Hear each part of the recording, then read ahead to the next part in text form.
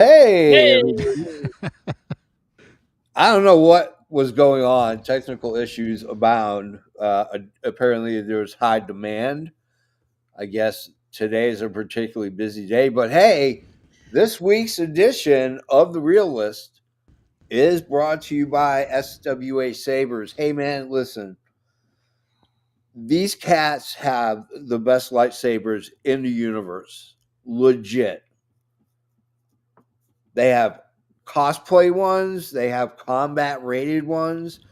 Yo, they got videos of people running them over with their car. How badass is that? Anyway, SWA Sabers, that's badass. Let's rock and roll it.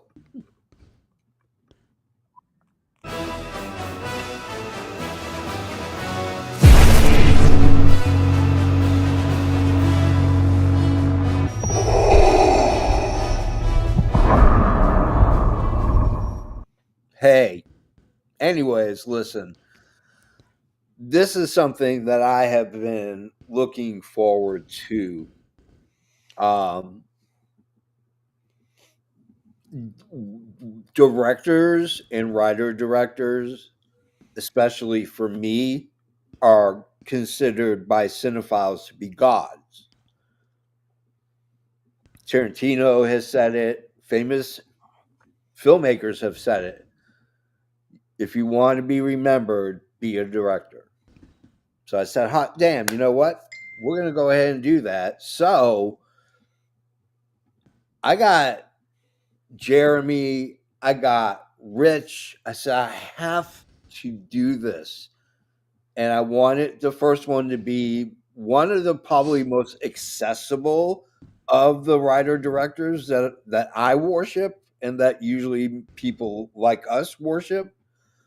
He is probably the most accessible. So we're gonna pull the curtain back, but we got to do the intro. Yeah, all right. Yeah, let's do the intro.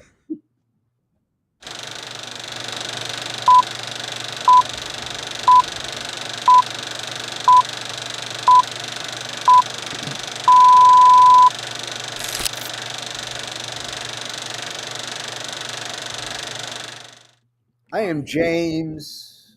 I am a it's funny. I wear many hats, but the reality is that I'm a filmmaker.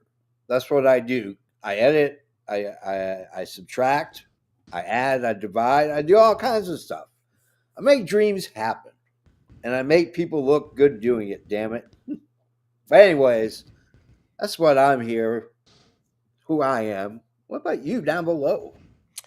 yeah, I am Rich, and I am one of the resident nerd and pop culture residents here in AFW. Mm hmm. Mm hmm. That guy right there. Well, when James said that he wears many hats, it's because he and I are bald white men. And Yeah. we wear lots of hats, especially this time of year because it's fucking cold, Hell right? yeah. It's the winter time. So we got to bundle up, sit inside, come on the real list, and spend the week prior watching the classic films of Kevin Smith. I love Kevin Smith, one of Yeah. my favorite directors of all time. Him and Tarantino are my two absolute favorites. Yeah. And I had an absolute blast going back and watching all these films and picking up on jokes that I'd forgotten about 20 years ago. Yeah. So I'm looking forward to this. I mean, here's the thing. My worship of directors goes as far back as 1920s,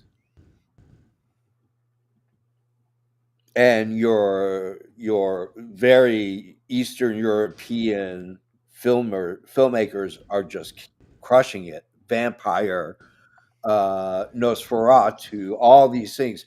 My hero worshiping goes back as far as I can find a movie. If you speak to my soul, I will worship the ground that you walk on. Guys, but here's the thing, a lot of those directors, well, a lot of them are dead, but a lot of them, I mean, yeah, you do have a chance to running into De Niro and Scorsese on the streets of New York, but I guarantee you, like, if you're like, holy shit, you're Martin Scorsese, he's gonna be like, hey kid, how you doing? He's gonna skedaddle. Get the fuck out of here, kid. Leave me alone. And then you have like guys like Guillermo del Toro. Now, while he does have residence in the United States, he currently lives in Mexico. I don't blame him. Hey, JFB, Yeah, got a special message from Aaron out there, and yeah, he just wants you to make sure you have the advertising on for YouTube. got it. All right, Dollars and cents, my friend. dollars and Dollars cents. and Gotta make cents. some money. Dollar bill, y'all. Dollar bill, y'all. But Kevin Smith is probably the most accessible of the men that I worship. I've met him multiple times. He has remembered me on occasion. Oh, wow. Nice. You know, I've met him at film festivals. I've met him at his road shows. I've met him at his stand up. I mean, the movies like Clerks, you know, I always say Pulp Fiction was the one that made me a filmmaker. The honest truth is, it's getting accessible to that. Clerks seemed accessible because at that time, that's what I was doing. I was working retail and a warehouse job. Mm. Bang, boom. That's you know, so like he is accessible. If he resides a lot now in New Jersey with his wife and kid because it's close to New York, where she goes to school, also her acting and all that other stuff. So, Yeah. I've heard from many that if you run into him and talk to him, he'll talk to you until his wife pulls him away. And then he goes, hey, I gotta go. Schwalbach's telling me I gotta, you know, pick it up and go. So, Yeah, she's in all of his movies, in case you didn't know that. yeah, People yeah. listening. Well, I mean, all the newer ones, at least. yeah, I mean, he's just accessible. And yeah, he's known for going a far more raunchier way in his latest films, which is fine. I mean, Yeah. you listen to his commentary and stuff, he tells you that I am allowed to be a filmmaker and make a living as a filmmaker because you guys like my dick and fart jokes. Yeah. And it's Exactly. amazing. Do you guys know how he funded his first film? He went and sold a bunch of comic books. Yeah, his Hmm. entire collection. And he Wow. has some rare shit. Yeah. Mm-hmm. And he maxed out his credit cards. Yeah. One of the times that I met Kevin Smith, I asked him, what makes you more successful? What makes you successful, basically? You know, I told him, explained to him, yeah, I am a filmmaker and I'm a camera op and, I'm getting in editing and all that other stuff. And he's like, you know what? You need to surround yourself with people who say, why not? Instead of they say, why? And I'm like, and I've lived by that my entire life. The people that I have that I keep close to me have always been people who say, yeah, why not? My mother being one of them. Now, my mother says, why? I know that it's a stupid idea. Don't do it. Like eating Mom, those paint step chips as a away. young man. Yeah. She was right about that. Hashtag mom's way.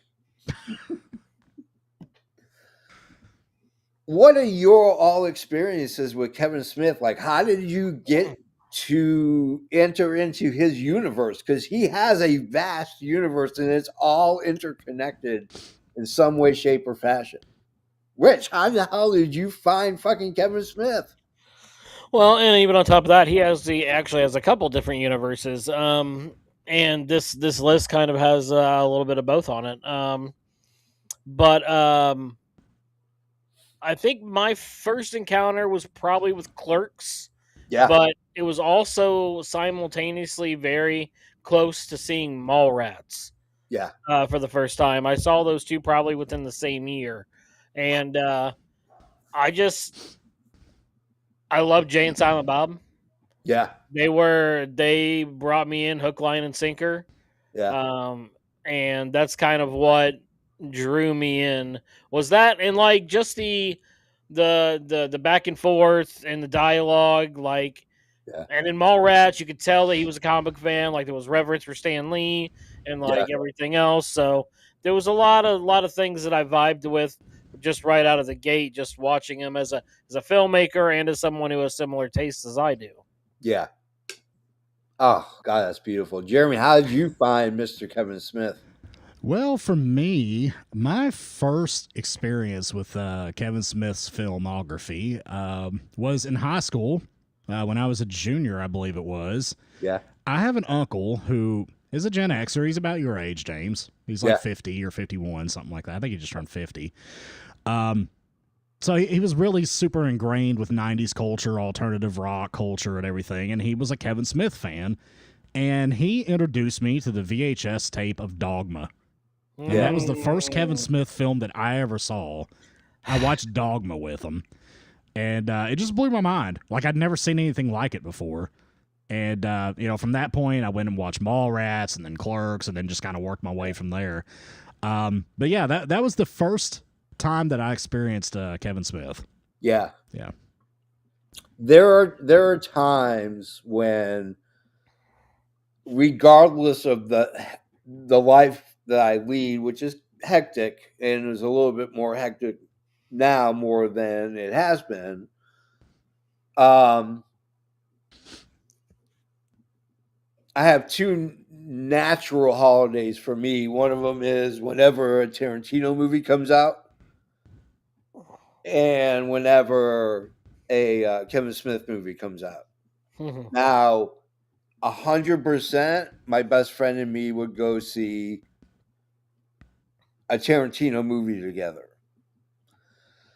I have to persuade him to go see a Kevin Smith movie with him. He loves his earlier stuff, but he's not a fan of the later stuff, which I'm not really a huge fan of either.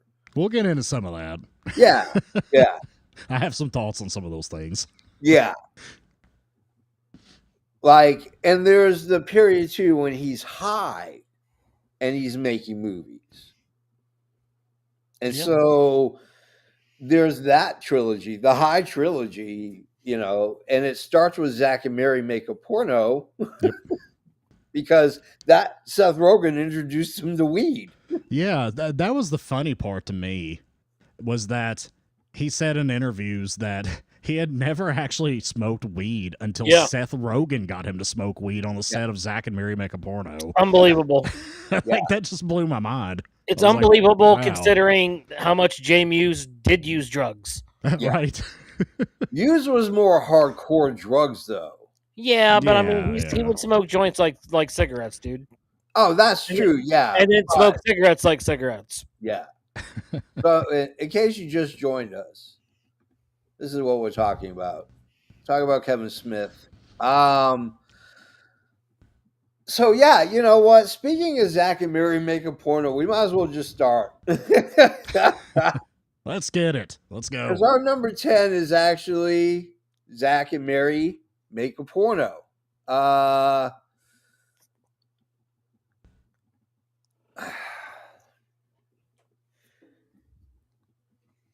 Kevin Smith and Quentin Tarantino are very much alike. Yes. They pay homage to the men and women that came before them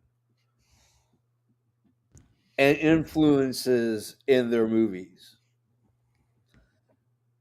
He shot in Pittsburgh because Pittsburgh was cheap. It also happens to be the home of George Romero, another director that I worship. He made sure they filmed in Pittsburgh around where George Romero lived. A lot of the actors and background actors are actually actors and background actors from George Romero movies because he shot in Pittsburgh. He's a Pittsburgh guy. he never even left to go to Hollywood. He stayed in Pittsburgh. And he paid homage when he was like, when they were coming up with ideas for the names of the porns. And he was like, something, and she's like, what's a zombie going to do in a porno movie? Like, oh, and I was like, you know what? It was Dawn of the Dick. Yeah, That's what it Dawn of was. the Dick. That's right. It was Dawn of the Dick. I watched that this morning. I love that movie. Rich, let's talk about Zach and Mary. I think it's a. You know what? There was a one common theme that Kevin Smith had early on in his career, and it was like messed up relationships. Yes. And so, like, I think that Zach and Mary, it falls into that category of people who have been friends for so long, and maybe they mean more to each other than what they thought. Down on their luck in the worst way, and then you get this genius idea. Hey, you know what? I bet all the kids from our high school would pay to watch this. Yeah. Like, that's just hilarious to me because you know what? I probably would. And there were some girls from back in the day, and I was like, "Oh, I gotta see this. This is Yeah. ridiculous." Yeah. Okay, here's the $30, whatever it is. Sure. Mrs. Here you go. Southwood, don't listen to this. It would be purely for research only. I would be like, I gotta see what the fuss is about. Okay, honey, we're fine. I don't even. We're not friends on Facebook. It doesn't matter. Either way, it's just the concept is hilarious to me. And then you have like all the side characters, like Jason Mewes is utterly ridiculous in this movie. Yeah. The cast overall, I mean, Seth Rogen, of course, is hilarious. Yeah. But the thematic themes, and then you finally realize, Seth Rogen and Elizabeth Banks finally realize, they have a thing for each other, and blah blah blah, and how it's a typical Kevin Smith movie layout.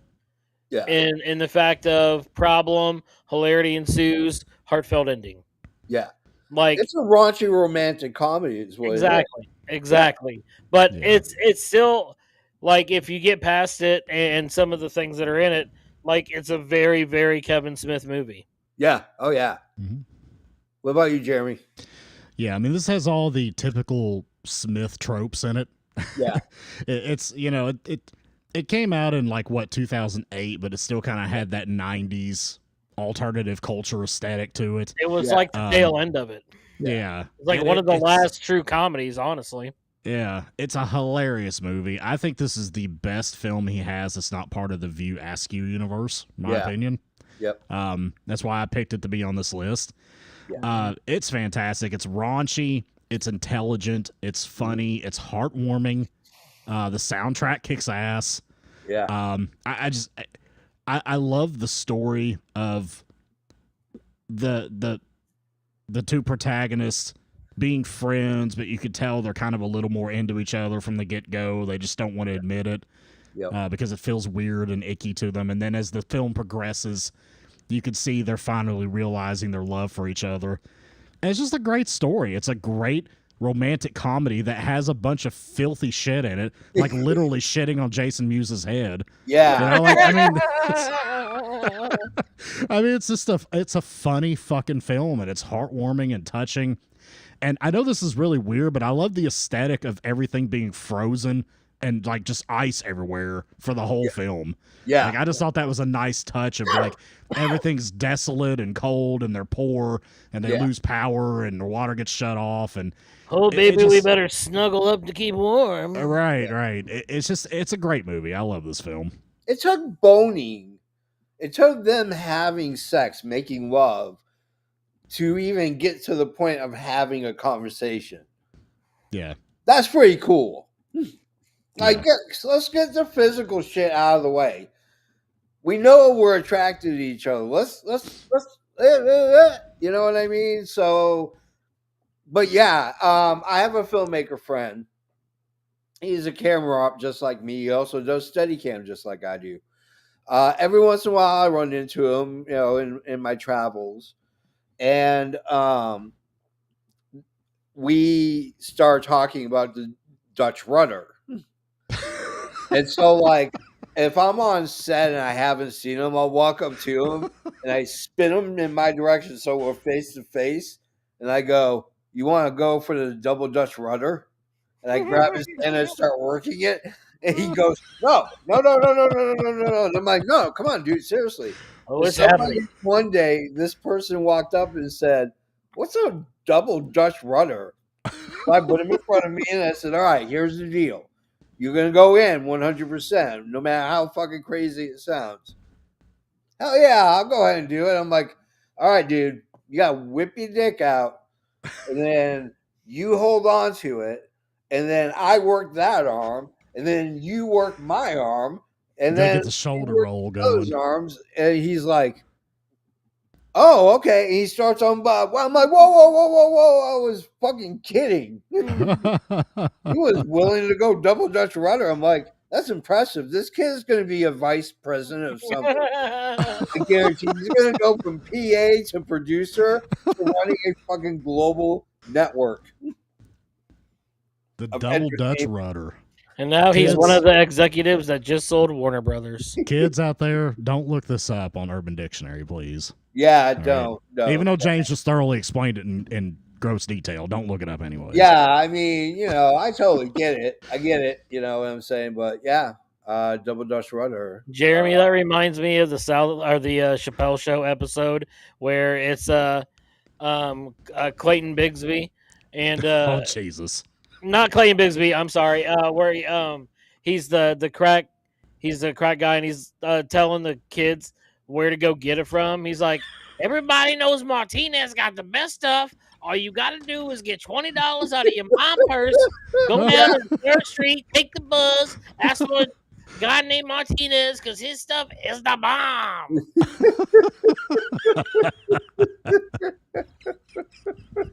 It's amazing. I love when he has the white lips and he shows up at the fake AA meeting and he has the flyer. Tyrone Is this the Biggum. 5 o'clock free crack giveaway? Yeah. Where's your Becky? I did. Yeah. Oh God, that was hilarious. I was gonna go that for 1 year. Riddle me that, Rhonda. I was gonna go as I wasn't gonna go blackface, but I was gonna get the white chalky lips, Right. they're all cracked up and stuff, and just like wear his outfit and just be like, "I want peanut butter crack sandwich." And Wasn't that character named Tyrone Biggums? Yeah, Was that Tyrone character's Biggums. name? Yeah. Tyrone Biggums. Yep. Yeah. Absolutely, 100%. For me, let's put it this way: there are far worse films than Zack and Mary. Don't get me wrong. Like when we put it at number 10, we're not saying this movie sucks. No. Cop Out is one of them. I never even watched Cop Out. I never saw it.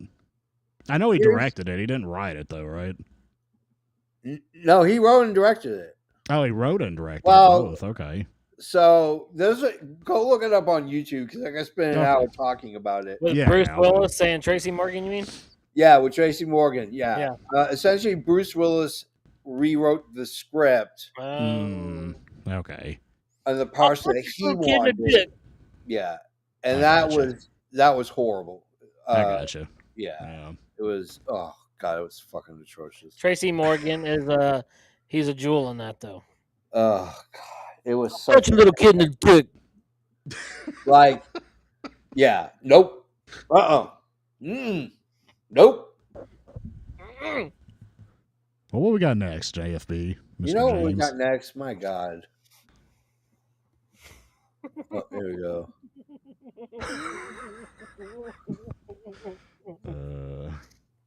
Don't like that. Don't like that. It's a great movie. The movie he was actually supposed to direct was the one with Will Ferrell and Marky Mark. Oh, the other guys? Yeah, that was supposed to be the movie that he was supposed to direct. There was a there was a mix-up, and the Weinsteins bought the wrong film, and then they gave them to Warner Brothers.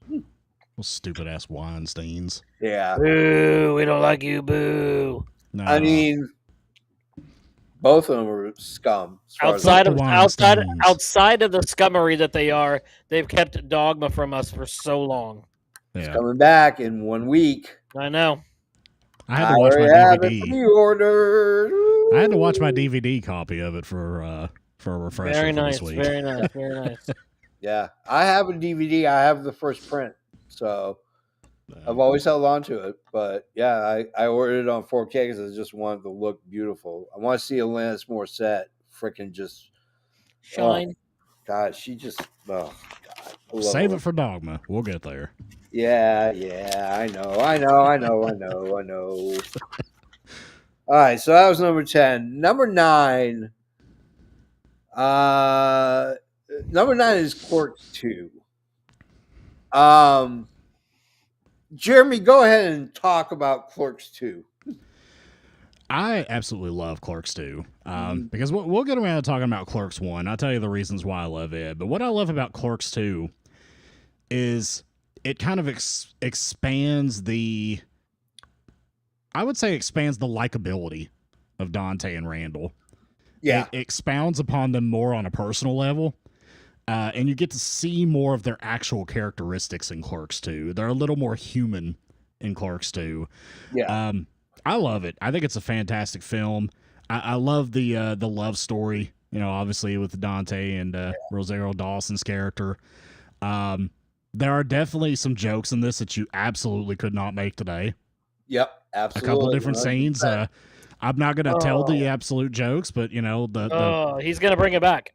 The scene with Wanda Sykes and her husband, and then the donkey pony show towards the end. Stuff you absolutely couldn't do today. But my boys do everything. Shit stain. You want to do a shit stain when we get home? Hell no. For the time, though, I mean, it's a very funny film, and again, it has very heartwarming, touching moments in it. Yeah. I absolutely love the montage where, spoiler alert, Dante finds out he's going to be a father. Yeah. And he's driving around the town with 1979 from the Smashing Pumpkins playing, and he sees the little girl, and he fantasizes about what it'd be like to have a family. It's very touching, very heartwarming, and again, very raunchy, very funny. It's just a great dichotomy of those two styles interwoven into a perfect film, in my opinion. I thought this was great. I love Clerks 2. Yeah. What do you think, Rich? Yeah, my favorite part about this movie is the relationship between Dante and Rosario Dawson's character. When I think about the movie, what really sticks out is them dancing to Jackson 5's ABCs on the rooftop. On the roof, that, like him teaching her, Brian O'Hallahan, how to dance for his upcoming wedding or whatever. Yeah. Like, to me, that's quintessential Kevin Smith. And it's forever to me at movies one of the greatest debates ever. Which trilogy is better? There's only one return, and it's of the Empire, bitch. The fight between Randall and the other guy, is just legendary to me. Yeah. The guy threw up. Yeah. So I really enjoyed this movie as a continuation of building the characters out. Jay and Silent Bob, my favorite part of the Askew universe. They're weird in this, dude. Jay with the whole dance outside and putting the chapstick on, and man, it gets out there a little bit. But the dudes are still hilarious. They're still outside. The Quick Stop doing business, even though the Quick Stop shut down. I love the hockey on the roof. Yeah.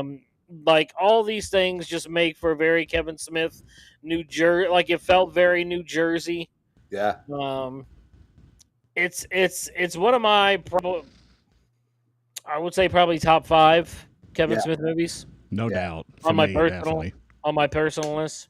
Yeah. I mean, no joke, yo. Putting it at number 9 is kind of an injustice, but I'll save my comment for the one that I disagree with, and I would have flip-flopped it with. Okay. For me, I think the reason why I put it a little bit lower was because it's just real raunchy. There's a donkey show. If you've never seen one, don't.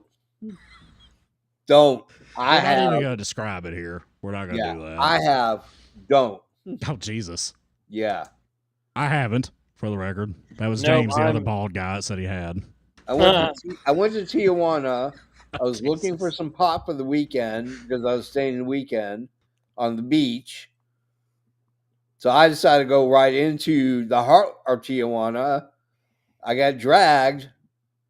I kept saying, super greens, and they're like, "Oh yeah, here." And he opens the door, and there it is. And I'm like, and I couldn't stop watching. You can't.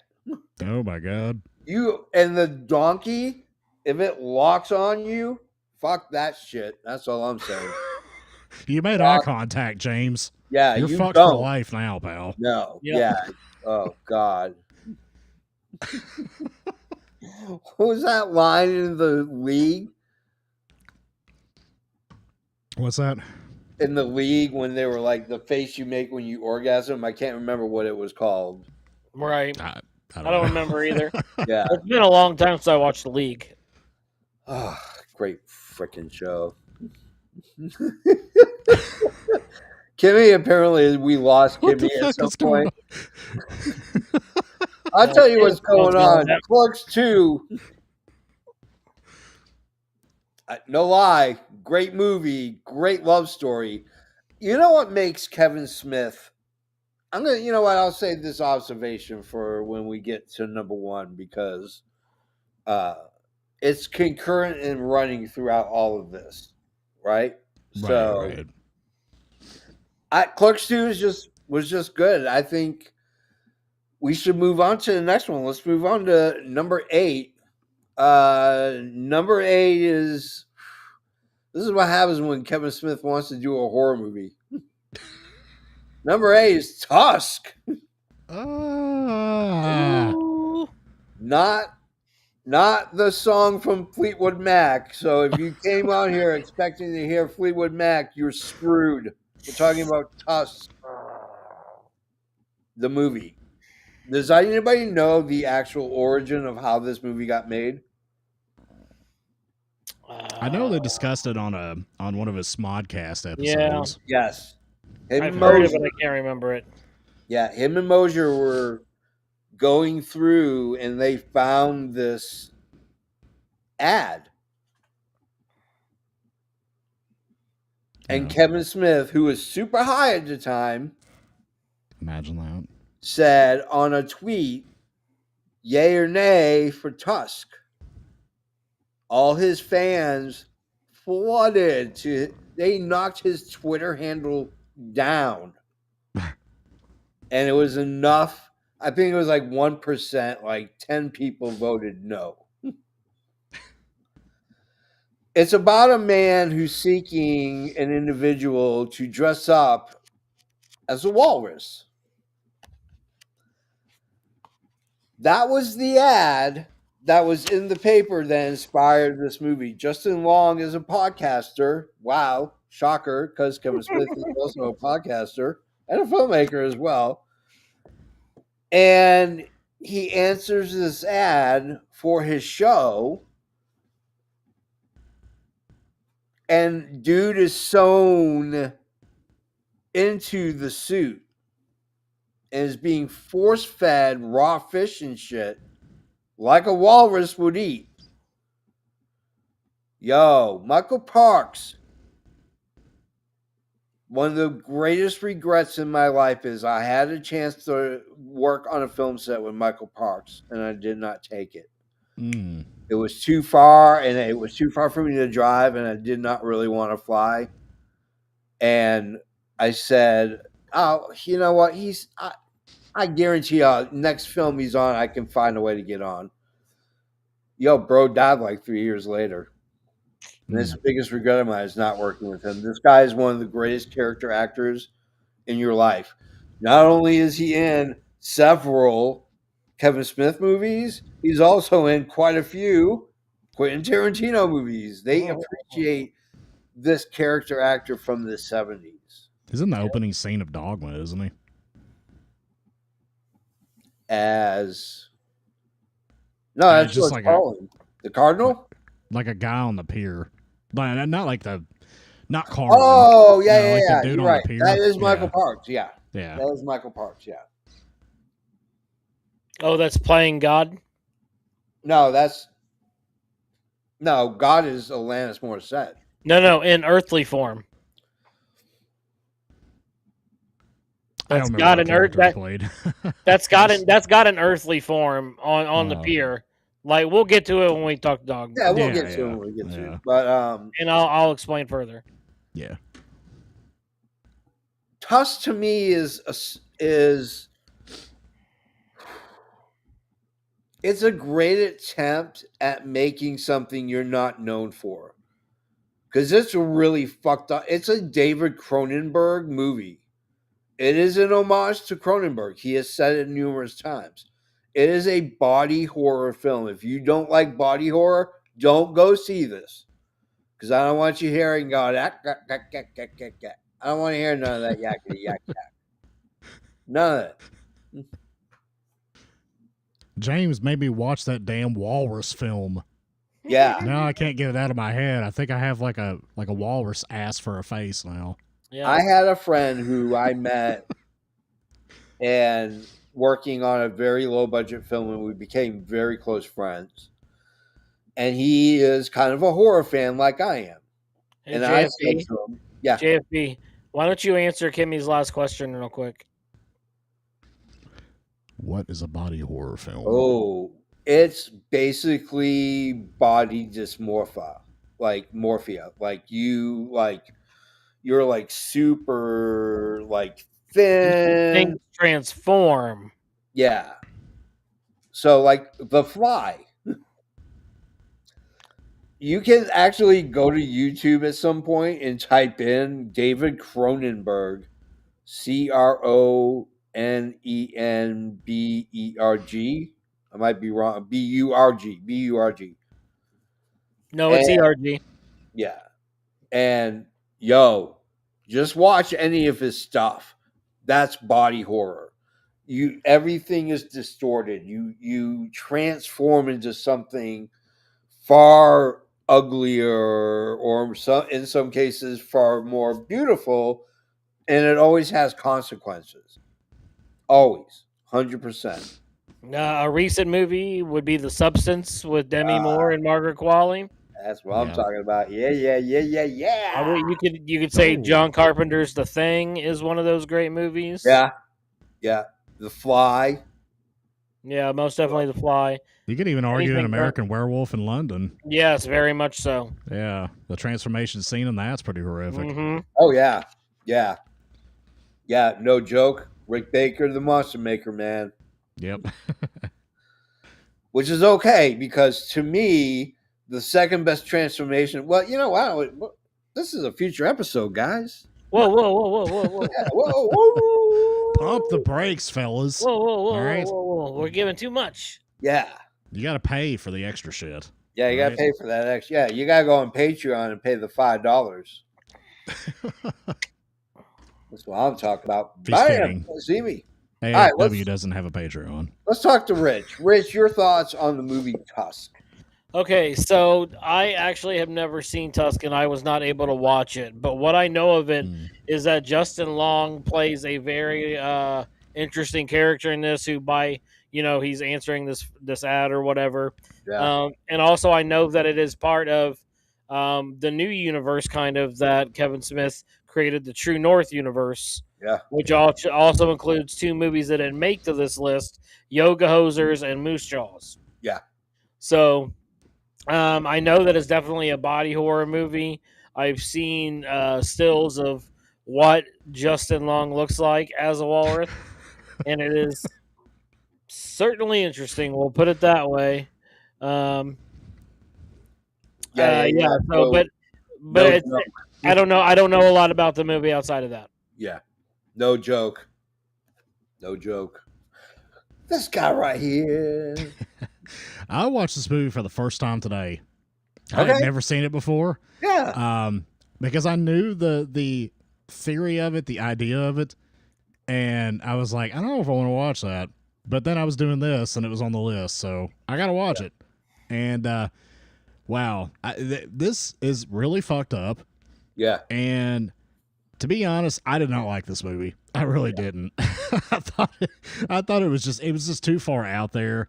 Yeah. It was an interesting concept. I do think the concept of it was fascinating, but the execution of it is just gross and disturbing. And Yeah. the one thing I kind of like, the dark humor in me chuckled a little bit was, throwing a fish to him and making him eat it. Yeah. It's like, so he has to eat a raw fish. His tongue's ripped out, so he can't speak. So he just makes walrus noises. Like that's all he can do. It's just very fucked up. It'll really mess with you. I did not like this film. I really didn't. Yeah. I think I would have replaced it on this list with Jersey Girl. Yeah. Oh God, I would have been Jersey Girl at like 11. I would have rather had Jersey Girl than Tusk, if I'm being honest. God, yeah, Jersey Girl. I'll say this: the reason why I include it is because number one, it's an homage to David Cronenberg and all the other guys that came before him that did body horror films. Yeah. Yeah, it's not a Kimmy friendly movie at all. No. This is probably, I probably won't ever watch this one again. Yeah. Honestly. I included it because as an indie horror film, it's ingenious. I mean, if you can't come up with a good idea, just go on Craigslist. You'll find several ideas to make a movie from. So, I mean, it's kind of just it's a fucked up film. It really is. Absolutely. This is what happens when you get high, guys. What is with Justin Long? Justin Long has all these fucked up things happen to him in horror movies. Yeah. No kidding, man. Barbarian, this guy can't catch a break. He gets to watch his beloved get sucked into the train at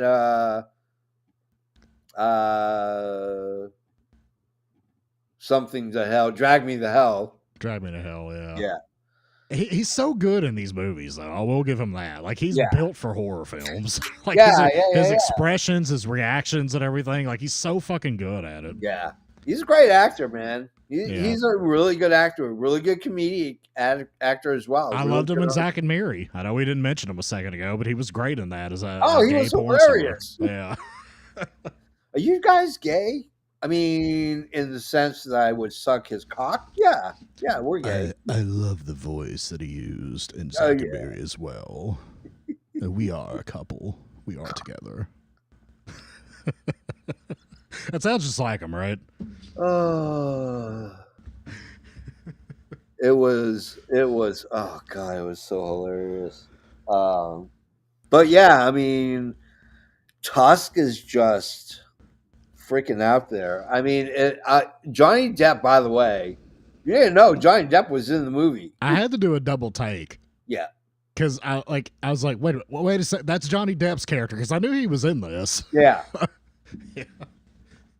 Yeah, this really flamboyant nose. It was very bulbous and very ugly. Let's talk about ugly even more. Let's go to our number 6 or number 7. I mean, sorry, number 7. So Kevin Smith actually did start film school. The film school he started at was Vancouver Film School, which is very, very well established and is considered to be one of the top 5 film schools to go to. Him and Scott Mosier, that's how they met. And he said, I need to go home and I need to write a movie.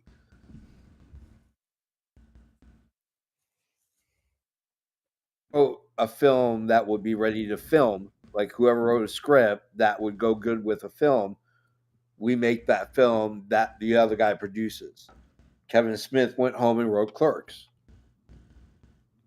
And if he actually did finish film school, he said Red State would have been the film that I would have made coming out of film school. Hmm. It's very, you know, I'm not even. I'm gonna go last. Let's go to Rich. Rich, your thoughts on Red State? Okay, this is the one that I probably know the least amount about. Yeah, I know that it came out in 2011, and I know that it also stars another horror darling in Kyle Gallner, yeah, who is, if you know the horror scene, he's in a lot of good horror stuff from Blumhouse and other places. I kind of read the synopsis over it and about the friends and getting seduced over to have group sex with this girl, and yeah, it turns out that it's like this ultra conservative religious cult, and they're Yeah. luring these people here um, with malintent, to say the least. yeah, And it turns into almost, it's kind of almost like a Texas Chainsaw Massacre type of deal yeah, to a certain extent of trying to escape and fight for your life. But it's certainly talk about dipping the toes into the horror realm. Well, yeah, Red State's right there, and it's not just like slasher stuff, but the psychological horror that goes behind it as well. yeah. What do you think, Jeremy? Red State is a much, much, much better film than Tusk, in Yeah, my opinion. Red State kind of walks the fine line between it's partially horror, but it's mostly a thriller too. Like it's yeah, not once it gets to the second act of the film, it's really more of a thriller at that point with a standoff with the ATF and gunfire and gunfights, and it kind of moves from being a horror movie at that point to more of kind of a thriller action film. yeah, But this is very good. I mean, like Rich said, the organization, the religious fundamentalist organization, it has the exact same bad guy as Tusk. yeah, It's like the same exact dude as the evil guy. yeah, But this time he's like the preacher of this church that kind of is meant to be kind of a resemblance of the Westboro Baptist Church. yeah, You know, Yeah. the church that would go around and protest soldiers' funerals and things like that. That's what they were doing here. At the start of the film, they protested a homosexual student's death that you Yeah. later find out they killed him. yeah, Spoiler alert. But yeah, I mean, they lure these boys in, they capture them. There's like some real tense moments where they're giving a sermon inside the church where they've got them all held captive and then start executing them. I mean, it just gets very, very wild. Turns into a police standoff. Yeah. John Goodman's like the ATF agent in charge, and he's Yeah. fucking awesome in this film. Yeah. Like, I love John Goodman in this movie. He's great. yeah, And it's John just, Goodman is pretty much good in everything. yeah, he's so fucking good in this. You don't see him till the second half of the film, but he is so Yeah. good in it. Like I said, this is a much, much better horror film from Kevin Smith than Tusk. yeah, Like, I actually really enjoyed Red State. I thought it was really good. I watched it for the first time as well. I watched it yesterday, and it impressed me. It was good. I Yeah. liked it. I mean, it's politically charged. It's a political thriller because you do have to deal with chain of command and orders and when to shoot and when not to shoot and all this Yeah. other jazz. You know, Michael Parks, once again, he plays the pastor of the Five Points Church. Melissa Leo, for those who she plays his daughter. She was in the movie Homicide, or she was in the TV show Homicide: Life on the Streets as Kay Howard, which I'm going through right now. And Ralph Garman's in it, who's a podcast partner with Kevin Smith. A lot of horror guys are in it. So, yeah, I mean, I think it spoke to me because, you know, we're dealing with the rise of Christian nationalists being now a very real threat. And that's basically what the Five Points Church is in Kevin Smith's movie. They are Christian nationalists. You know, they're armed to the teeth. Yeah. And, you know, it's an unsettling movie, especially if you keep up with what's current event right now. It really emphasizes it. James, if I can add too, it's got Yeah, a little nod to the Waco situation too. That's exactly what I They was thinking. send orders down of take them all out, no survivors. yeah, And they had already had a statement pre planned saying the suspects are all deceased. yeah, So just go in and mow them down, wipe them out. yeah, So it was a little Waco mixed in there too. yeah. Yep. Which you can Google that, kids, if you don't know what we're talking about. Yeah, Waco is messed up. Yeah. David Koresh. Yeah. Yep. Guy looked like Jesus, though, except with the glasses. If he took his glasses off, he looked just like him. It's a very scary, very horrific real life scene in the early 90s. Great documentaries about it on Netflix and Hulu and all over the place. Just type in Waco and just go to town. Let's go to number 6. Where is it? Oh, there it is. Talking about Clerks 3. I didn't. This is the only movie of his I did not go to the theater to see. I watched it again this week. For those who don't know, my person, the love of my life, Jess, passed away in January, and that's what this movie is about. Yeah, about loss. Randall almost loses his life with a heart attack, which is, and this is a very personal movie to Kevin Smith, because Kevin Smith also suffered a widowmaker. Yeah. And they caught it just in time. My baby sister just had one in May of this year. Yeah. Widowmaker, same thing. 39 years old. Yeah. My uncle just had a heart attack, and it was the widowmaker, too. Yeah, just about a month ago. We found out that Dante lost the love of his life, Becca, from Clerks 2. Apparently, in a car accident, her and the child were taken. And so, eventually, at the end, what you deal with is you deal with Randall now loses Dante. Dante passes away. And it is how it's done is beautiful. It's Dante at a movie theater watching Clerks 2. Beck sits next to him. They hold hands, and she says, "Are you sure you don't want to stay to watch the rest of this?" And he says, "No, I'm ready." And they walk out of the theater together. And it's a beautiful ending obviously for Dante, but Randall is now stuck with Elias, who's now a Satanist, and Ella. We'll get to that. Yeah, and Ella, his Dante's ex-fiancée from Clerks 2, or Emma, not Ella, Emma. Emma. Yeah, Jeremy, go ahead and your thoughts on Clerks 3. Clerks 3 is a bit of a mixed bag for me. And I'll explain why. Because, and I know we haven't talked about it yet, but the first Clerks film is just so irreverent and funny, and the second one has irreverent, funny, and then mixes heartfelt in it. The third one gets, and I fully understand why Kevin Smith did it like this.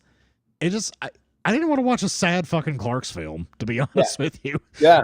It's a very sad movie. It is funny in certain parts. The comedy's not nearly as good as the first two films. Yeah. But it hits you in the feels, man. Yeah. Because it's kind of the feeling of, these two guys kind of just wallowed in mediocrity, and then, You know, they ended up owning the quick stop store and still kind of walled in mediocrity. And, Yeah. you know, one of the guys lost his family that, you know, he had, and then he drops dead of a heart attack. And it's like, man, what a fucking downer.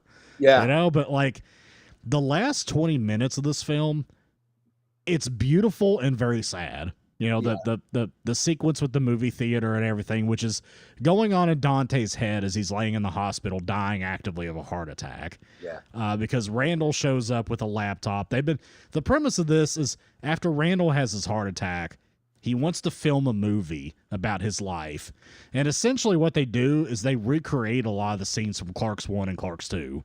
Yeah. So it's kind of like an homage to those first two films. And the finished product doesn't get to be seen by Dante until he's in the hospital because he has a heart attack and falls over. Yeah. So Randall sneaks in to the hospital, shows him on the laptop, and as he watches it, he dies. Yeah. It's just it's beautiful, but it's also very tragic. And I don't know, man. This one was a little too dramatic for me. I kind of wish it was a little funnier. But I understand why he did it though, because this was obviously very personal for Kevin Smith. Yeah. Kevin Smith has a few one-man shows that he filmed on DVD. You know, where basically it's kind of part stand-up comedy, part him talking about his career. Yeah. And after he filmed the first one, I think it was the first one. Yeah. He walked off stage and had a heart attack. Yeah. And almost died that night. Mhm. And like since then, he's turned his life around. He went vegan. He's lost a ton of weight. Yeah. He's in much better shape, but he literally almost died. Yeah. And what he wrote about the story of Dante in Clerks 3 obviously is kind of projectionism of his own life and his own experiences and almost dying of a heart attack. And he's kind of thinking, what if that had been me? What if I had died at that moment? And that's kind of what he wrote here with the story of Dante Hicks and how he ended up. Yeah. Very beautiful, but man, it just it's been too much of a downer for me, dog. I'm not gonna lie. Yeah. Like honestly, I would have flipped 2 and 3 on this list because I think 2 is overall. 2's the better film in my opinion. Yeah. But that's just me. What about you, Rich? Yeah, I have some of kind of the same things that Jeremy did in terms of and funniness. Like this is funny, as in like Jay and Silent Bob reboot is to Jay and Silent Bob Strike Back. Like it's there's some retreading and it's a sad attempt to recreate some magic. Now I do understand. You know, you have the storyline and the personal storytelling of Kevin Smith's own life through Randall and everything else. One thing I did think was funny is, you know, if you as an IP, if you stay around long enough, you get to reference yourself. Yeah. And so like that's what Randall ends up doing is referencing what began this whole thing. Yeah. And making his own movie, which like, you know, he said a lot of the scenes were shot from Clerks 1 and Clerks 2. Yeah. The ending is pretty touching. So that's got I think that I would probably flip 2 and 3 as well. But this is it's still pretty good, and it very much touches on the themes of mortality and what would happen if and then, you know, not even last week his mom just died. Yeah. So like if you're out there, Kevin, you know, prayers to your brother. But it's it was a good movie too. Yeah. Yeah. I mean, for me, it was an eloquent way to bring Dante and Randall's story to an end. You know, Dante goes off to be with the woman he loves back. And then, you know, Randall lives to be in his 90s and makes movies. And makes movies about local life in Red Bank. You know, and like So Randall is Kevin Smith. Randall is Kevin Smith, just basically making movies and working at and running the quick stop. So, which I went to when I went to New Jersey for a Kevin Smith event. How was that? We went to the Secret Stash.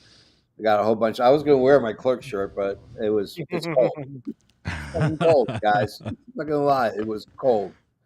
But yeah, Clerks 3, it hit me at the right time watching it this week, just because what I'm going through, and when you're dealing with grief, like certain things hit you, and you just get Yeah. locked in on it, So yeah, I mean, shout out to Kevin Smith and Clerks 3, and thanks a lot for making me cry, you chubby bastard. So let's go to Yeah, number. that one was tough. Yeah. 5 through 1, ladies and gentlemen, I think are all interchangeable. They are Yeah. all probably the most epic of Kevin Smith's. If I am trying to introduce people to Kevin Smith, Red State, I might sneak it in like a little tush push with the Philadelphia Eagles, like a A little little tush push. Jason Kelsey up in here. Yeah, And well, yeah, we're gonna go with number 5 first. Number 5, I think, is probably just. I mean, let's just. This is my favorite movie of all time. Jay and Silent Bob, they strike back. Rich, I'm gonna let you go first. This is your favorite movie? You put this number 1. I watched this movie 12 times in the theater. Yeah. This and Anchorman. Wow, Tied for the 12 both. times. Wow. Yes. Well, we also had a 50-cent theater, so I could okay. go after the initial run. I could go as my heart desired. Go Gotcha. surf the couch for a couple of quarters, and off we go. And gas was only like $1.02, so you could go forever. And I had a Dodge Neon, so the world was my oyster. On top of the world, man. The Jay and Silent Bob, like this, like I had watched Clerks, I had watched Mallrats, and I loved Jay and Silent Bob in both of those. And then this comes out, and this is Kevin Smith showing out to me for the very first time, showing that he can do Hollywood.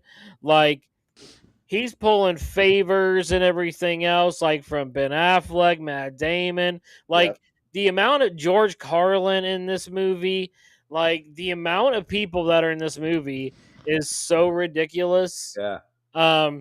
And let me tell you what, if you didn't fall in love with Shannon Elizabeth in American Pie, you did in this movie. Boo boo kitty fuck. Boo boo kitty fuck. And the scene where it's like her, Eliza Dushku, Ollie Larder, and then Miss Schwalbach all coming out of the van in the leather suits going to hijack the diamond place. Yep.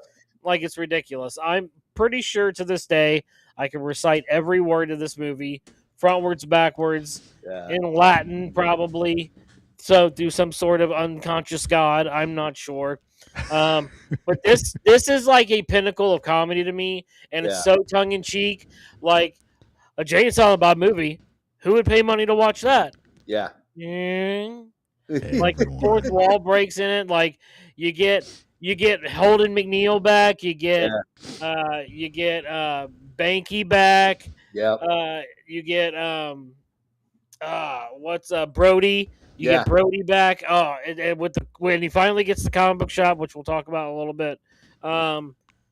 But this was comedy at its highest, and like Jay and Silent Bob, some of those like this before Anchorman or around the same time, this was one of the most quotable things that you said to people. Yeah, they had Will Ferrell. Yeah, ironically enough, Will Ferrell steals that movie. He was fucking great in this movie. He is my favorite character in this entire movie, dude. Yes. We're about to avoid a political fiasco by letting this butt fucking couple go. Sorry for your concerns. And might I add, that's one fine looking boy you have there. Thanks. Don't apply pressure to the clit. Dude, the Clit Commander, like that whole everything about it is just A1 from day one. Richard, like, are you gonna cut the Clit Commander promo? Bro. I won't do it here. It's so funny though. Not this little fuck. Not any of you little fucks. When I get there, I'll just. I mean, no, wait. It's, This is Uh, the AFW network after dark, everyone. yeah, no shit. mid-evening after dark. I mean, here's one of the best lines too, dude. I just think I filled the cup. Yes. Oh, and it made me fall in love with the song "Bad Medicine" Yeah, by it Oh Bon did. Jovi, dude. yes, Bon me Jovi, too. Oh, that Bon instantaneously went on the playlist as soon as I was over. I Yep. think about anytime I hear that song, I think about Jay and Silent Bob Strike How Back. can you not? Yeah. Oh, this like I said, favorite movie all time. 1A, 1B, Anchorman. Yeah. All right, Jeremy, you go. I fucking adore this movie. Yeah. It is irreverent. It is over the top. It is slapstick silly. Yep. It's fun. It's exciting all the way through from beginning to end. Absolutely hilarious. I mean the cameos in this, Carrie Fisher's cameo in this. Yeah. You're That's never the gonna fun. forget it None. ever. You follow the code. You follow the book. Uh, Shit, I gotta. I mean, it has an all-star cast. Will Ferrell's amazing in it. Yeah. It's so over the top, so campy, so fucking hilarious. I watched this movie, and I'll never forget this because this came out like in I think May or June of 2001. It was right after I graduated high school. Because Yeah. that's the year I graduated. So I felt like I was on top of the world, on cloud nine. I just conquered school, getting ready to start college. Went with a buddy of mine to see Jay and Silent Bob Strike Back, and it was just a fucking blast. Absolutely one of the most fun movies you're ever going to watch. Yep. You might not appreciate it if you're not from that era. You know, if you're 20 years old, you might not get some of the jokes. Yeah. But my God, this is a fun fucking film. And I'm with Rich. This is one of my all-time feel-good classic favorites. Yeah. The sign on the back of the car. Critters of Hollywood. You dumb fuck. I love when Silent Bob actually speaks. It's always something very profound and very like effective to the story plot point. Yeah. You go around telling that fucking Amy story all the time. If you can't say, yo, that's a good cheese fries, blah blah. I love it. I absolutely love and adore this movie too. This is a movie when I'm feeling down, I watch. Yes. If I want to get really depressed, there's another movie on this list that I'll watch. But if I want to get super happy, I grab a couple of super greens. Boom, boom. Flintstone vitamins, children. Huh? Okay. Flintstone vitamins, children. That's what he's talking about. Super greens. That's what I take. It's got like 28 different green vegetables in it.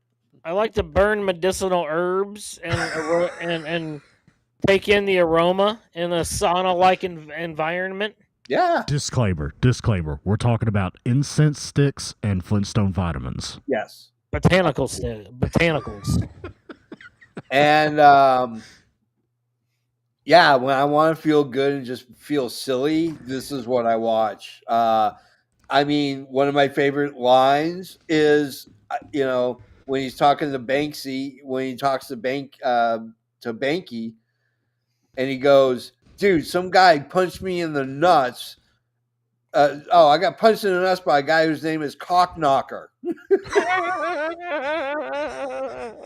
And it's Mark Hamill. Yeah, I know. That's the best thing. It's Luke Skywalker. Don't try to out Jedi me, boy. It's a freeze frame, and it goes, "Look, kids, it's Mark Hamill." And in 2001, woo! But he uses like the Joker voice. 2025, people might be like, "Wait, hold on. I got it. Wait, hold on. Oh yeah. Woo! Like you gotta do a Google check on Mark fucking Hamill. Come on. Who's Mark Hamill? Shut the fuck up, kid. Show some respect for Luke Skywalker. I don't need to hear what you have to say if you don't know who Mark Hamill is.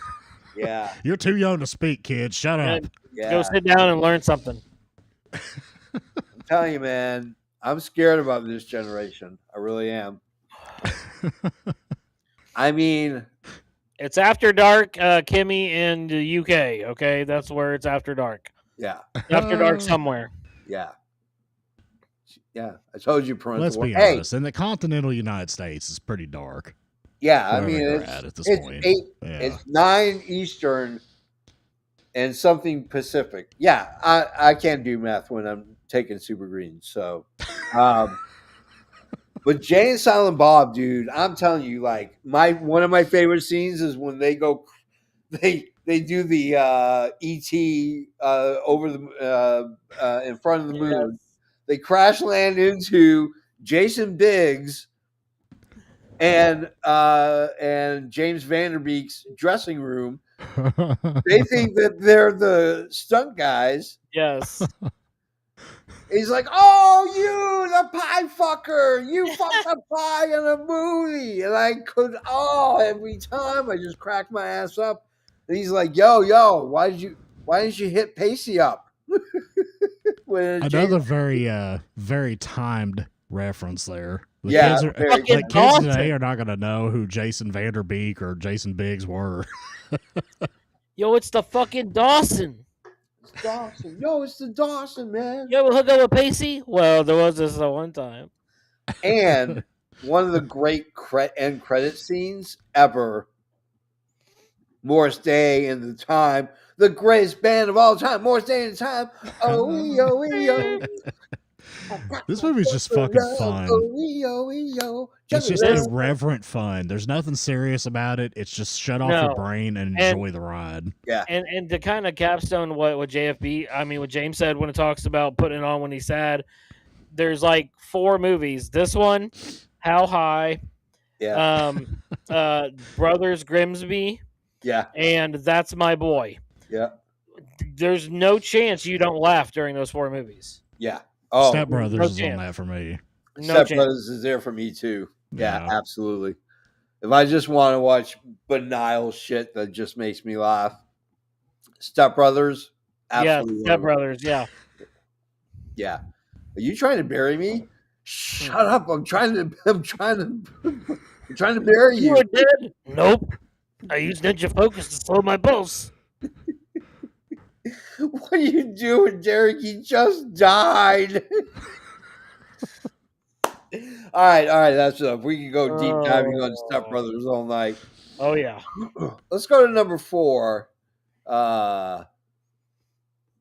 Let's see, number 4. Oh. Love. It's all about this, guys. Mallrats. Jeremy, kick it off, brother. Your thoughts on Mallrats? Oh, I fucking love Mallrats. Yeah. I think this was the second Kevin Smith film I ever saw, and it's just absolutely hilarious. I mean, it's kind of the story of a couple guys who basically lose their girlfriends, and shenanigans happen, and they try to get them back. And it's just so fucking funny. They end up in the mall. They end up worming their way into this cable public access show, like love match game that the one of the protagonist ex-girlfriend's dad put together, and she had to be the contestant in it because the other girl unalived herself before the filming. And this movie is so fucking funny. I mean, I want to see the goddamn sailboat fly, fat ass fly. Yeah. I mean, there's so many hilarious scenes in this movie. Yeah. The dialogue when they're on the actual show is just fucking hilarious. The way they keep messing with the dude that's who plays Dante. I don't remember what his name is here. I know his last name's Hicks. Yeah. It's just absolutely hilarious. The dialogue in this is so witty. Yeah. There's a very memorable Stan Lee appearance. Stan Lane. We're not talking about wrestling here. Stan Lee. There's a funny appearance with him on here. There's a topless psychic. I mean, this is just such a fun movie from beginning to end. Yeah. And it's just absolutely hilarious, and I love it, and it's worthy of its top 5 appearance here for sure. Yeah, absolutely. Rich, what are your thoughts, my friend?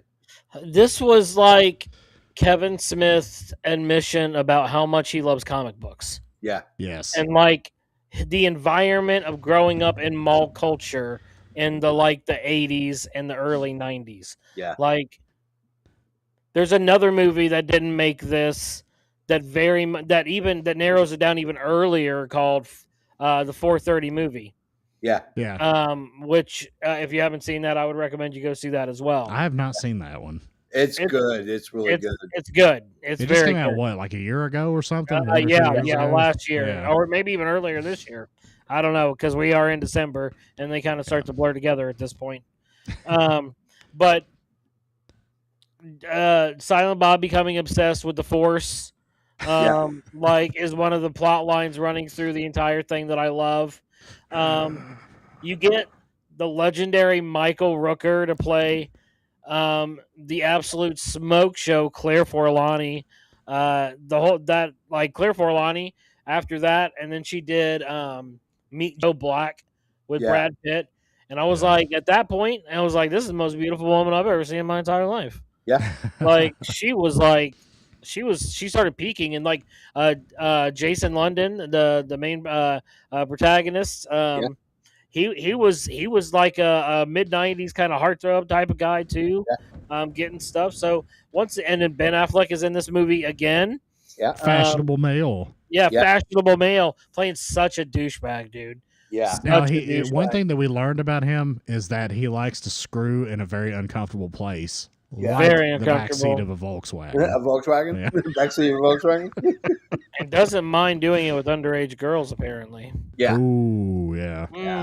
That's one of those things like, well, that would not get made today, or they would have to edit that out.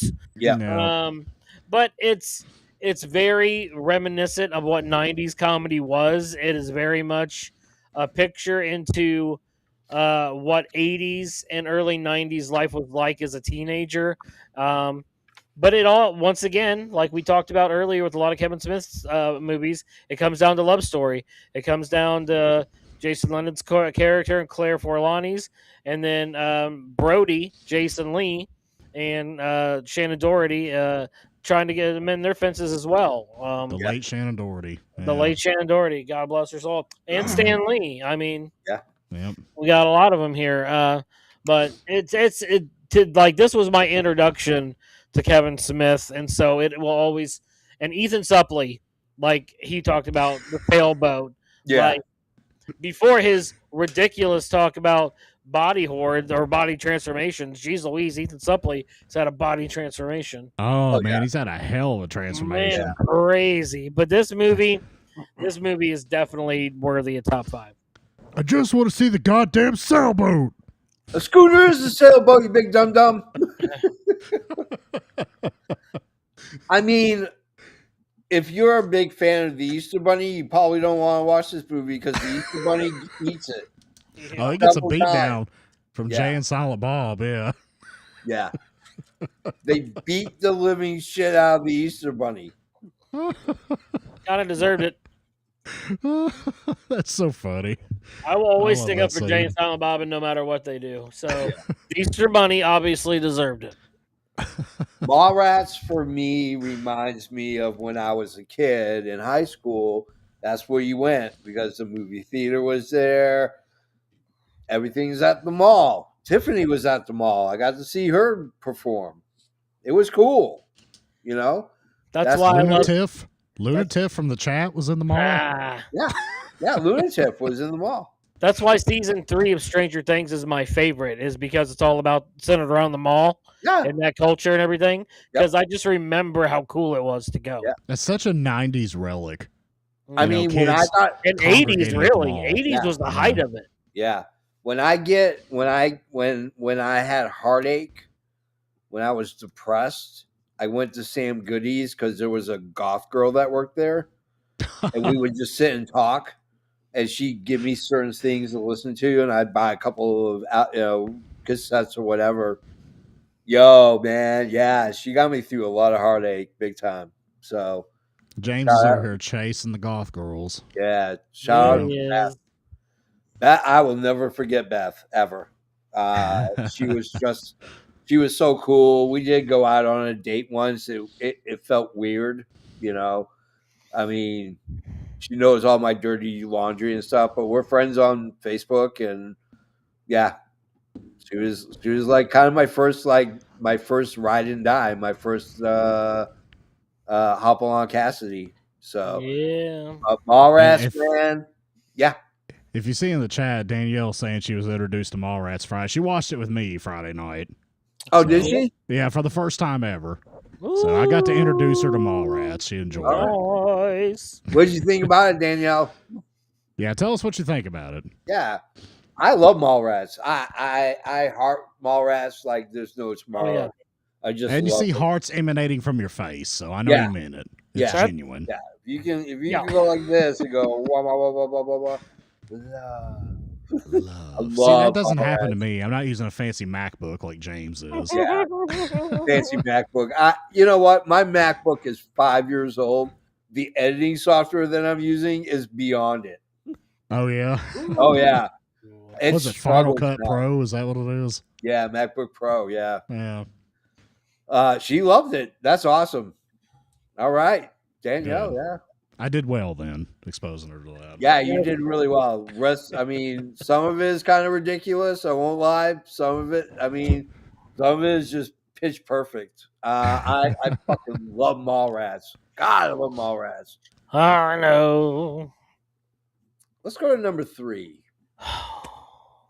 Number 3 is the history of the oral history of Dogma. We could do a whole episode about, but it is Dogma. He said oral. About why this is named the way that it is. Couple of interesting facts. One, after the movie premiered, the Catholic Church, the Catholic League started picketing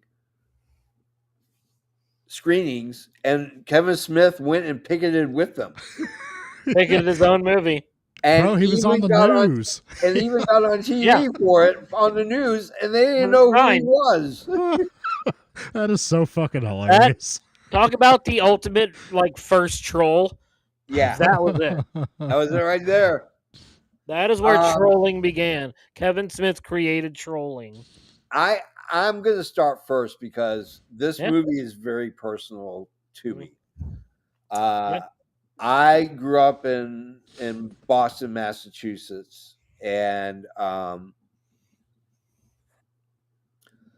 I was raised Catholic. And the Catholic religion relies on one thing and one thing only, and that is crushing guilt. From the moment you are indoctrinated into the Catholic religion, if you're Catholic, and I'm sorry, but the Catholic religion indoctrinates you. Your churches are reminders that Christ was tortured and then murdered for you. I went to a Catholic high school.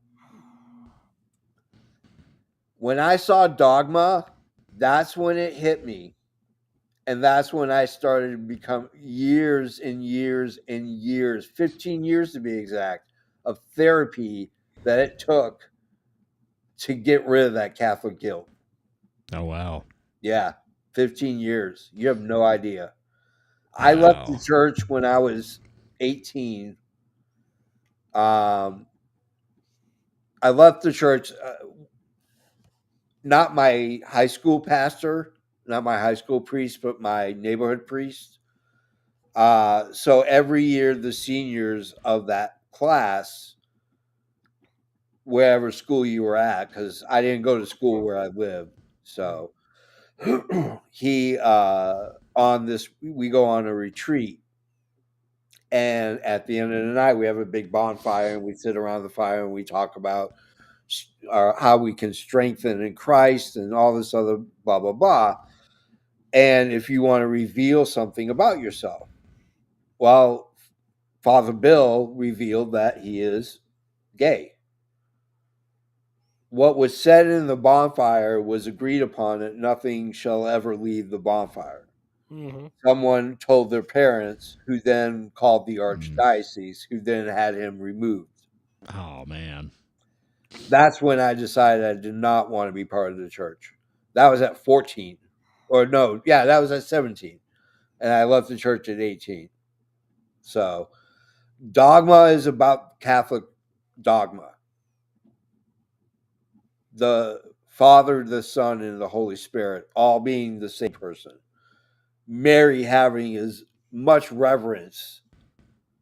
But it's about so much more. Jeremy, go right ahead. Slam dunk it. Let's talk about dogma. So for me, as someone who, and like I said, this is the first Kevin Smith film I ever saw. Yeah. I did not grow up particularly religious. I mean, Yeah. I grew up a believer, but I didn't really go to church other than just when I was a kid. I wasn't a Catholic. So I guess probably a lot of this at the time I watched it kind of went over my head a little bit. But it's definitely a funny film for sure. I mean, Yeah. it's something that I can imagine if you're very deeply religious and you don't have much of a sense of humor, you're going to find ways to be offended by it for Yeah. certain. Don't watch it. Yeah. No. So I mean, if it offends your sensitivities, if you're very devout, this is probably the Kevin Smith film that I would skip. Yeah. And there's about 4 or 5 screens of text of disclaimer at the beginning of this, Mhm. because apparently they were like severely threatened after this movie came out. Yeah. Absolutely. So this was a very controversial thing at the time. I mean, back in the 90s, even in the late 90s, it just was very taboo to question anything religious. Yeah. It's kind of open season a little more in 2025 in modern times, but Yeah. back then it was not. Yeah. But it's a very funny movie. It That's a is. It's great got a lot movie. of, Jay and Silent Bob are in it, of course, which, provide a lot of comic relief. It's got a shit demon in it. I mean, who Yeah. could forget that? Yep. Ben Affleck and Matt Damon are brilliant in this. Selma Chris Rock's Hayek. in it. He's hilarious. Alanis Morissette is God. Some people might be offended by that. I don't know, but it's just it's funny. George Carlin being a priest is very, very, very highly ironic. If Yeah. you know George Carlin's views of religion, Yeah. Cardinal Click. it's just a very funny, over the top film about angels versus demons and fallen angels trying to get back into heaven using a loophole of walking through the door of this one particular church. Yeah. It's funny and over the top. I would be remiss if I said it's not one of my favorite Kevin Smith films, which I know that might be a hot take because for most people it is. Yeah. But it is a very funny film, though. But again, if you're super religious, you might want to skip this one and watch one of the other ones. Yeah. Absolutely. What say you, Rich? Okay, I have a lot to talk about this one because Jay and Silent Bob would be my number one on this list. This would be number 2. Yeah. And dogma in this case has a very double meaning. And before I get to that, this is personal to me as well. I grew up as a pastor's kid. I come from 3 generations of Baptist preachers. So, like, a lot of the themes in this are very contradictory to what I grew up watching. But Yeah. I came at this at a time when I was starting to be exposed to other things. Yeah. So to me, I used a lot of the ideas of this movie to incorporate that actually into my own faith. Yeah. Because there's a lot of themes in there. But as I was talking about dogma being kind of a double-edged thing, as Jeremy was talking about, the story centers around 2 rogue angels who've been kicked out of heaven that are trying to get back into heaven through a loophole, through a religious dogma that is given, saying that what will be held in heaven here will be held on earth is the same. Yeah. So there's this arch that they're commemorating, and if you pass through that, automatically your sins are forgiven. Yeah. So these angels are Yeah. like, all right, we're going to get there. We're going to cut our wings off, become human. And then we pass through there. We're automatically forgiven. That's because of this dogmatic principle, dogma. The other part of it is that our main protagonist is a faithful, dogmatic Catholic in the fact that she goes, but she doesn't feel anything. Yeah. So you see the 2 sides of dogma and how they play. One to where you believe so much that it can cause God to be infallible, which Yeah. would make the universe go poof. Yeah. And one to where it's dogma, to where you're doing the same old thing because that's what you grew up to believe. Yeah. So there's Absolutely. a dichotomy there, which I think gets lost a lot of time just within the title itself. Yeah.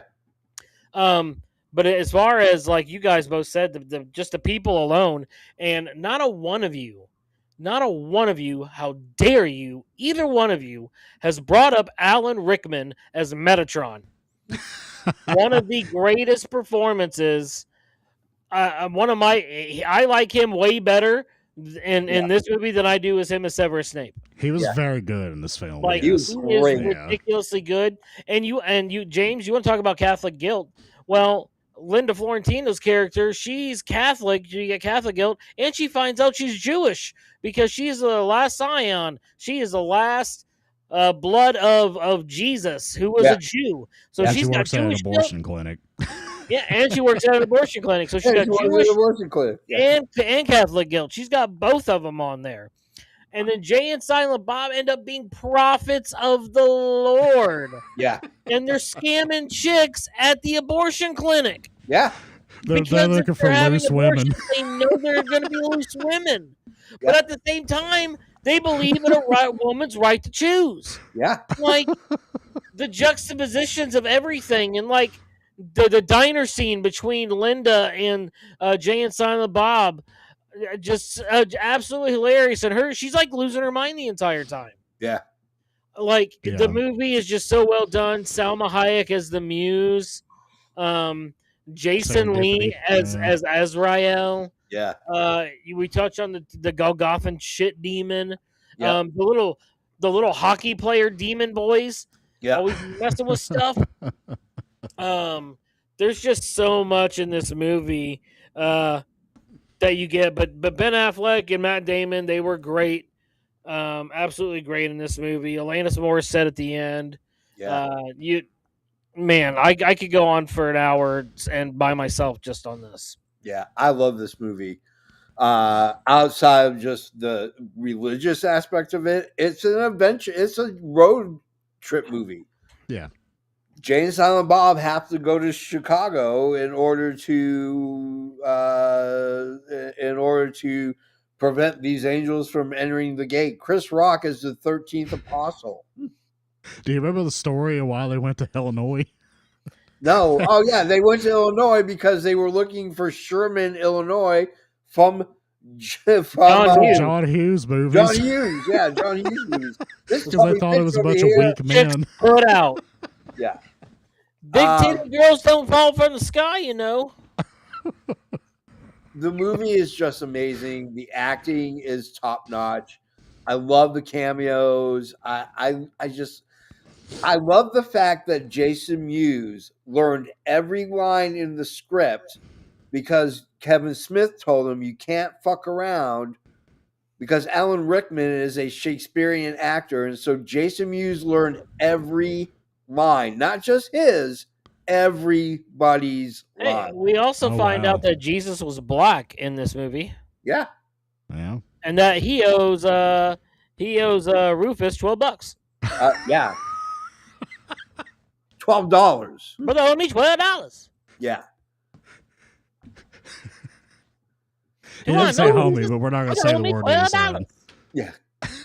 Yeah, I can't say what he really said. No, we can't say what he really said. I lack the melanin in order to be able to do that. Here's number two. Yeah. Number two, Chasing Amy.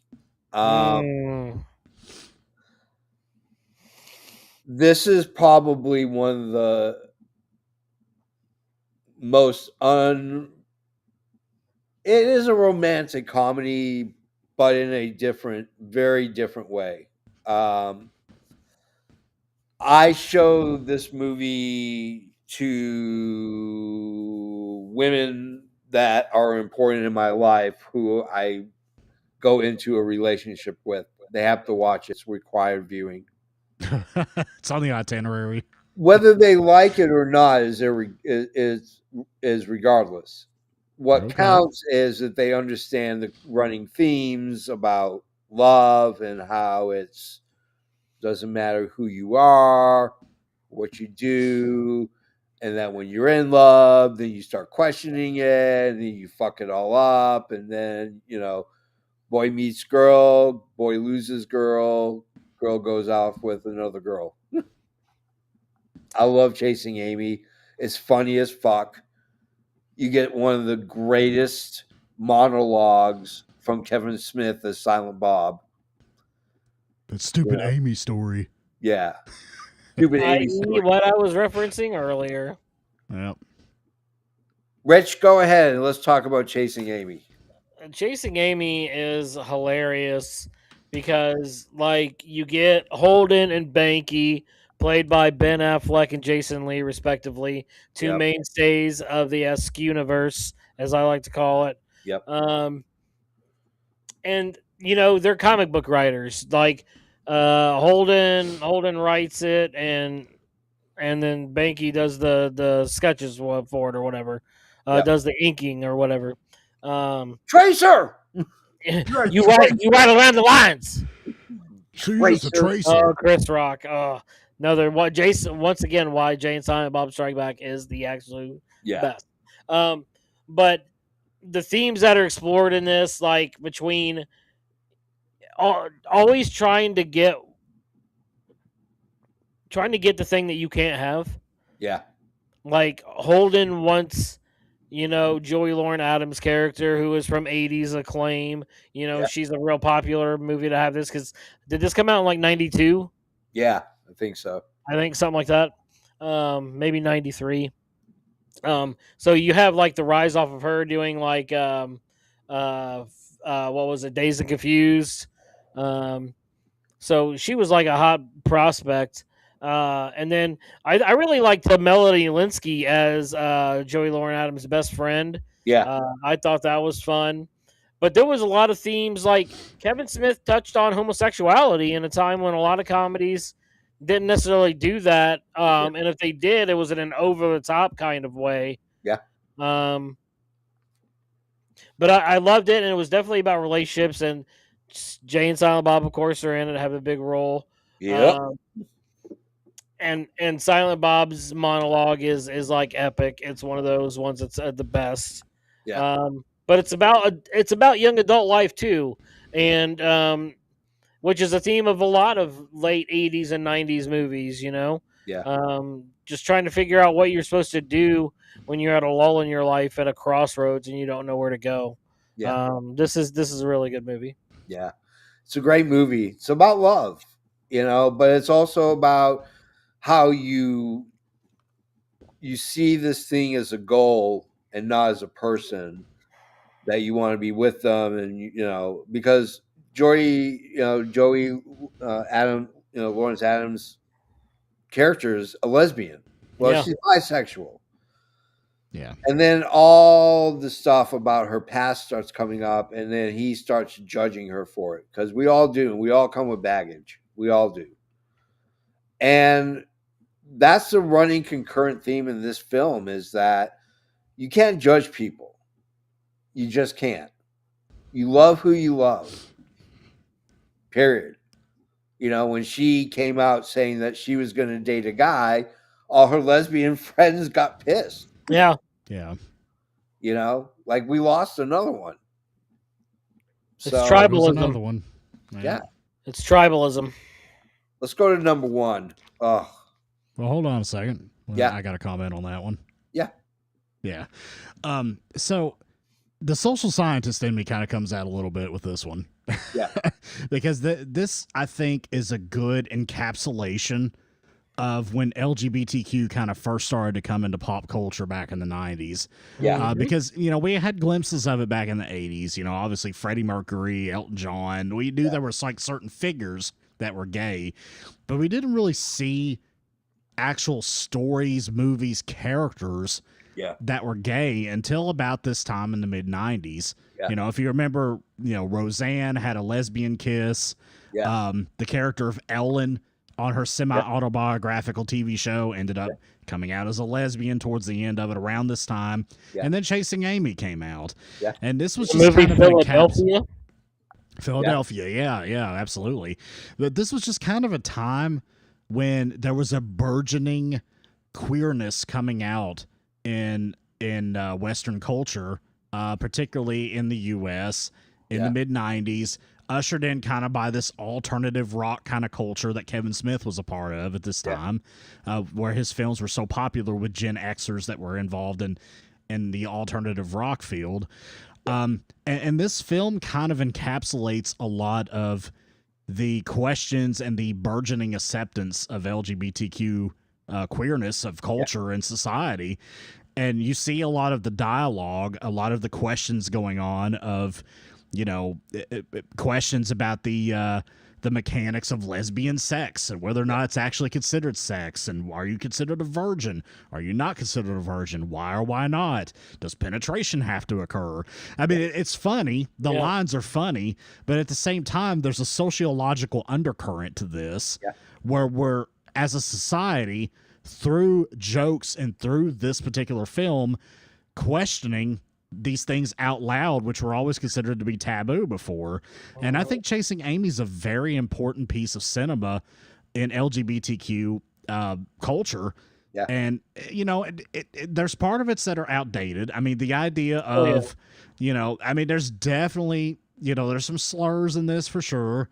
Yeah. There's the element of, you're just a lesbian until you meet the right guy that makes you go straight. Yeah. That's a very controversial thing that you couldn't put out there today Well, because it's demonstrably untrue. It's been proven to be untrue. well, But at the time, that's what people thought. and as someone who has someone who's a bisexual friend, there's a lot of argument within the community too. If you're bisexual, it seems like you're shunned from either lesbians and or gay people because they see you as like not fully committed. You're not pure or something enough. like that. And you see that in the film as well. Like James said, when her lesbian friends kind of outcast her, they're like, "Oh well, we lost another one." Yeah. That kind of tribalism. So I mean, this film has a lot of sociological components to it that I find very fascinating. Yeah. And it's funny too. It's funny as fuck. Yeah. What's a Nubian? Bitch, I almost cracked up when you almost asked what laughed. a Nubian was. Yeah. What's a Nubian? Sit your white ass down. That whole stage scene at the beginning. He's from the trilogy. Here you That go. was funny. Another That white was man funny. rolling out Lando Calrissian. That first part is. I want to give a shout out to Matt Allred.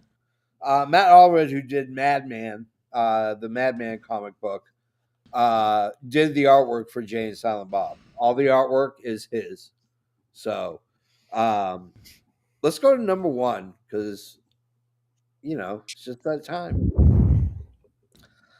Talking about the original, the movie that launched his career, $25,000 after selling his comic book collection and maxing out all his credit cards, made the movie Clerks. I want to just say this before we get into it. The reason why Kevin Smith is also accessible, not from a reality standpoint, because literally he tours all the time. What makes him accessible as a director is that he deals with real people with real problems. And that's what defines Kevin Smith. Nobody's glitzy and glamorous with the exception of Jersey Girl, which is just an oddball piece of shit. You have real people with real problems. Guys that work at convenience stores, that work at fast food joints, guys that, sell pot and other drugs. I mean, these are normal people and with real problems in unnormal circumstances. Like Dogma. Jeremy, go ahead. Let's talk about Clerks. Oh my God. I absolutely fucking adore Clerks. Like, this is fitting as the number one to me. This is the best Kevin Smith film. Yeah. It's iconic. It's black and white. It's a gorgeous film in the sense of like not visually gorgeous, but it's just The aesthetic of it just really fits. The gray scale kind of fits the tone of the mundane day-to-day life of working in retail. And any of us that has worked in retail, we have all thought the exact same things that Dante and Randall say in the dialogue of this film. God. I mean, from the milkmaids to the people coming in and want to tell you stupid stories, and the guy that wants to go take a shit in the bathroom and ends up dying in there. It's like we all have weird experiences like this when it comes to retail. Yeah. Are you And it's even just supposed to so- be here today? I'm not even supposed to be here I'm not today. even supposed to be here today. Don't even get me started. You sucked 37 dicks? In My a girlfriend row? sucked 37 dicks. In a row? In a row? This is so fucking funny. I love this film. The dialogue, this is one of those films that there's very little physically happening in it, Yeah. but just the dialogue is so engaging and so brilliant that it keeps you glued to your seat from beginning to end. And that's really the Kevin Smith style. It's you don't have to go grandiose and over the top with action, although there are some movies where he does, like Jay and Silent Bob Strike Back, like Dogma. But the dialogue is what really dials you in. The conversations about the independent contractors on the Death Star that were actually innocent people that got killed in the war, thereby making the rebels the actual bad guys. Yeah. It's just little things like that that just get you thinking, and it's just so fucking funny to think about. Yeah. I absolutely adore Clerks. It's one. If I had a top 5 favorite comedies of all time, it's really close to number 1. Yeah. It's very close because I fucking adore Clerks. Yeah. It's awesome. What about you, Rich? To me, this would have been my third on my list. So very like Jeremy said, I think top 5 can be interchangeable, depends on taste. But this one to me, like, is just based, like you guys said, on the common working man. It was a portrait of Jersey life to him at that time. Yeah. Like working a dead end job, and then your best friend works at the video store next door. He comes over there and just talks shit the entire time to you. And then you're coming in on your day off. You're not even supposed to fucking be there. Like, you got old people trying to take a shit. They end up dying or some shit. Like, your girlfriend's here. Like, you got guys outside selling pot, talking shit to people as they walk in. Like, it's such a great movie of just trying to, like, keep going, like, amongst the everyday. And the dialogue is like, it was where to me a specific style was born. Yeah. Because, like, this made Kevin Smith, and not only has Kevin Smith gone on to do all these movies and these podcasts and blah blah blah, but he's been a quite a prolific comic book writer.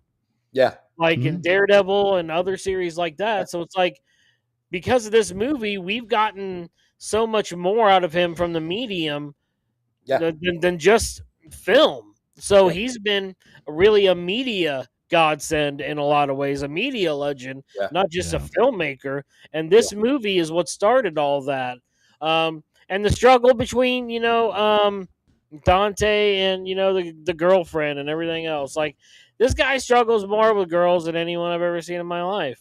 Like, it's so funny to me, but this definitely deserves to be very high on the list, and it's the one that started it all, and I love it. Yep. No kidding. I feed off dialogue because what Kevin Smith writes is how me and my friends talk. And that's what the attraction was in my entry point. Like, deep into the vein, like, just, ooh, yeah, Kevin Smith dialogue. Give me some more. It gave you a very real life of what it's like to work in retail. Retail sucks. I worked at Best Buy. I hated it. Hated it. From the day I started, it was the most soul-sucking job I've ever had in my entire life. JFB, let me tell you a little story. When I was probably 21, I was working at a store called Linens and Things, which is a competitor to Bed Bath & Beyond. Yeah. And I had this movie about doing a box store comedy or whatever else. I was starting to do whatever else, and not even 9 months later or 6 months later, they announced the movie called Employee of the Month with Yeah. Dane Cook, Yeah. and I'm like, you guys cockblock me in the worst way. This was my big idea, and you cockblock me. Yeah. You All should right, have done that movie with Jessica Simpson. Yeah. I would have done the movie with Jessica Alba. It All I was know Dane is Cook and Jessica Simpson, if you're not familiar with that movie. Yeah. one of my short films is an homage to Clerks. It's like an 8-minute long, 10-minute long short that I filmed. That's on my YouTube channel. Nice. And yeah, Clerks means the world to me because it made me realize that filmmaking was not that far off. I worshipped Kevin Smith and still do to this day. I think that what he has brought to the table is accessibility. He talks to you like you're one of his peers, and that's what's the greatest thing about it is that he speaks on your level, and that's what I appreciate the most. That's what I love the most about Kevin Smith is how he speaks to my generation and every other generation after that finds Clerks and goes, this is my life, and then inspires them to go further. Like that's the key. Like you're not stuck in the station that you're currently in. You can be anything that you want to be. You just got to go for it. So I have decided what next week's topic is going to be. I want to do spy thrillers. Ooh, spy thrillers. Spy thrillers. Spy thrillers. Break James out some Bond. Jack Ryan. Yeah. Tinker Tailor Soldier Spy. Like Oh, I'm talking like nice nitty gritty spy thrillers. The Interpreter with Gene Hackman. Oh God. Mm. All right, that's what we'll do next week. Yeah, so thanks for watching, and make sure you visit all the links down below. We got a whole bunch of them. And for Jeremy and for Rich, I'm James, and we'll see you on the cutting room floor. Goodbye.